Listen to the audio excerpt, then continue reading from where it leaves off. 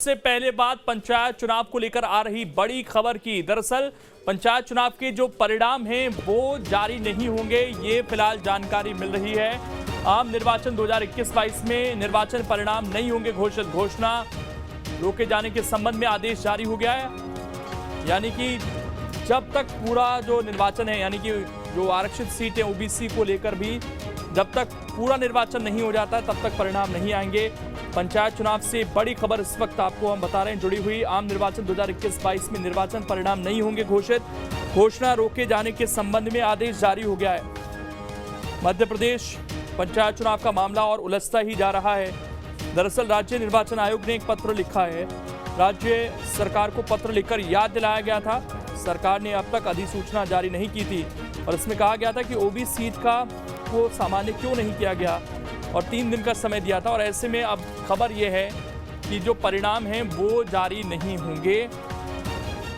2021-22 में निर्वाचन परिणाम नहीं होंगे घोषित और इसके संबंध में आदेश जारी किया गया है फिलहाल। तो बड़ी खबर इस वक्त आपको हम बता रहे हैं। जो मामला है और ज़्यादा पेचीदा होता जा रहा है और ये निर्वाचन आयोग की तरफ से एक पत्र भी लिखा गया था। अब राज्य निर्वाचन आयोग ने आदेश जारी किया है। आम निर्वाचन 2021-22 में परिणाम नहीं होंगे घोषित। परिणामों की घोषणा रोके जाने के संबंध में आदेश जारी हुआ है। पहले राज्य सरकार को पत्र लिखा गया और उसमें परिणाम रोकने का आदेश आया है। तो बड़ी खबर इस वक्त की हम आपको बता रहे हैं पंचायत चुनाव को लेकर। देखिए, एक तरफ सुप्रीम कोर्ट में सुनवाई जहां पर ओबीसी आरक्षण का मामला फंसा, दूसरी तरफ रोटेशन और परिसीमन को लेकर हाई कोर्ट में सुनवाई चल रही है। सरकार ने ही कहा कि हम चुनाव कराएंगे जहां आरक्षण नहीं है ओबीसी का, उन सीटों पर अभी हम चुनाव नहीं कराएंगे।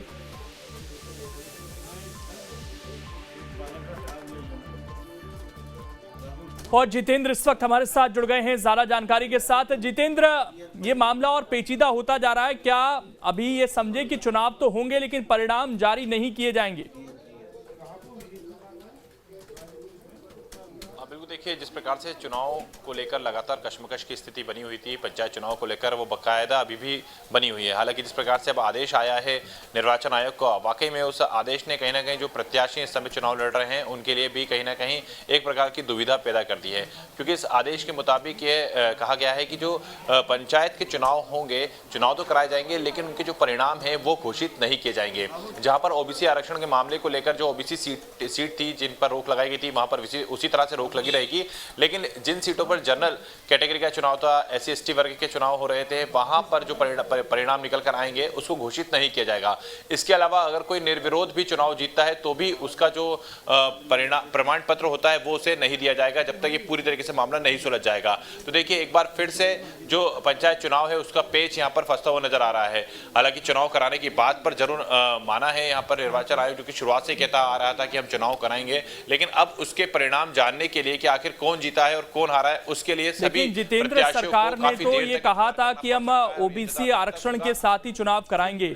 फिर ये अब नई चीज क्यों निकलकर सामने आ रही है? क्योंकि कल तक तो ऐसा लग रहा था कि चुनाव की पूरी प्रक्रिया ही टलेगी अभी। बिल्कुल, देखिए, क्योंकि एक और जहां विपक्ष लगातार ओबीसी आरक्षण को लेकर सवाल उठा रहा था, तो वहीं सरकार ने भी कल अपना ये स्टेटमेंट दिया था कि हम ओबीसी आरक्षण के साथ चुनाव कराएंगे। लेकिन उसके बाद भी जब हमारी निर्वाचन आयोग के अधिकारियों से बात हो रही थी तो उनका यही कहना था कि वे चुनाव कराएंगे, क्योंकि जो निर्वाचन आयोग होती है ये संस्था अलग होती है और इसको अपने चुनाव कराने की जो प्रक्रिया है उसका पालन करना होता है। तो ऐसे में निर्वाचन आयोग ने जिस प्रकार से बात रखी है, हालांकि सरकार ने कोर्ट में जाने की भी यहाँ पर बात कही है, तो देखिए अभी यह मामला और भी ज्यादा पेचीदा हो सकता है कि जब सरकार कोर्ट में जाएगी, कोर्ट में जाने के बाद इस मामले में क्या फैसला निकल कर आएगा ये भी देखने वाली बात होगी। लेकिन वर्तमान में जो आदेश निकल कर आए हैं निर्वाचन आयोग की तरफ से, उसके मुताबिक जब तक ओबीसी आरक्षण का मामला सुलझ नहीं जाता है तब तक जो परिणाम है, जो चुनाव के परिणाम है, वो घोषित नहीं किए जाएंगे। यानी कि ये माना जा सकता है कि अभी भी इस आदेश को हम फुल एंड फाइनल नहीं मान सकते हैं। कुछ चेंजेस हो सकता है कि आने वाले दिनों में भी देखने को मिले इसमें, क्योंकि सरकार कुछ और कह रही है। अभी निर्वाचन आयोग की क्योंकि अपनी प्रक्रिया शुरू हो चुकी थी तो वो उसका पालन कर रहे हैं आगे, लेकिन साथ ही सरकार को यह भी तो बताना चाहिए कि जो सामान्य करने की बात सुप्रीम कोर्ट की तरफ से कही गई थी आरक्षित सीटों को ओबीसी के लिए, क्या वो होंगी? बिल्कुल, देखिए कई इसमें पेज जो है वो फंसे हुए हैं, क्योंकि देखिए जिस प्रकार से सुप्रीम कोर्ट ने कहा था कि जो ओबीसी सीटें हैं उसका जिस प्रकार से कांग्रेस ने यहाँ पर पिटीशन फाइल की थी और ये बताई थी कि यहाँ पर जो आंकड़े हैं वो गलत पेश किए गए थे, जिसके बाद सुप्रीम कोर्ट ने कहा था कि जो ओबीसी की सीटें हैं उन्हें जर्नल कर दिया जाए। लेकिन बाद में फिर लगातार जो पिटीशन है वो लगाई गई कांग्रेस की तरफ से ओबीसी आरक्षण को लेकर। फिर सरकार का यही बयान निकल कर आता है कि वो भी ओबीसी आरक्षण के साथ ही चुनाव कराएगी, लेकिन उसके बाद निर्वाचन आयोग अपने नए आदेश जारी कर देता है। तो जाहिर सी बात है कि देखिए पूरा जो पेज है वो अभी भी फंसता हुआ नजर आ रहा है। हालांकि जो नवीनतम आदेश है उसके मुताबिक परिणाम घोषित नहीं करने की बात कही गई है, लेकिन इसमें जो ओबीसी सीटें थी, जो कि ओबीसी आरक्षित वर्ग था, उसकी जो सीटें यहाँ पर हैं उन पर चुनाव अभी नहीं होंगे, ये भी पहले से फाइनल है। लेकिन अब जिस प्रकार से यहाँ पर कहा है कि परिणाम घोषित नहीं होंगे अन्य सीटों के, तो ये कहीं ना कहीं पूरी तरीके से पेज फंसता हुआ यहाँ पर नजर आ रहा है। अब देखना ये होगा कि सुप्रीम कोर्ट में जब कोर्ट में सरकार जाएगी, क्योंकि देखिए कल सरकार की तरफ से बयान आया था कि वो भी कोर्ट जाएगी, तो सरकार भी कोर्ट जाएगी और इसके अलावा विपक्ष पहले से ही कोर्ट में है।